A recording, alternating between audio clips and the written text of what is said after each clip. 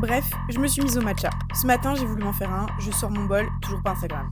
J'ouvre le tiroir, plus de matcha. J'ai frôlé la crise existentielle. J'ai couru sur le site de Kumiko Matcha, j'ai commandé un pot, puis j'ai cliqué sur abonnement mensuel. Maintenant, j'ai du matcha pour 3 ans. Ma coloc a goûté, elle a dit C'est chelou.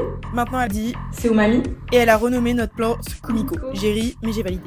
Puis elle m'a dit Faut que tu rencontres Val. j'ai dit qui? Le gars qui a créé Kumiko. J'ai checké sur Google, bonne vibe. Alors j'ai écrit Yo Val, j'adore ce que tu fais, dispo pour un matcha un de ces quatre. J'ai relu, j'ai effacé le yo, puis le un de ces quatre. J'ai mis bonjour, puis j'ai supprimé, puis j'ai réécrit. J'ai bu un matcha et j'ai envoyé. Il a répondu. Demain, 10h. J'ai dit ok, on s'est posé, il m'a parlé du Japon, de son premier voyage, puis des 11 suivants. Des différentes variétés de matcha, des maîtres de thé, j'ai dit. Ah ouais, c'est plus que du thé là. Il a souri, il m'a dit. Ouais, carrément. En fait, il y a toute une histoire derrière chaque produit et derrière chaque thé matcha. Alors moi, je connais personnellement tous les fermiers avec qui on travaille et je me rends au Japon tous les ans à leur rencontre pour faire découvrir les meilleurs thés matcha premium et bio du Japon à toute notre communauté. Et là j'ai capté, c'est pas juste bon, c'était beau. Depuis j'ai rejoint la team Kumiko Matcha, je bois du matcha tous les jours et j'adore ça.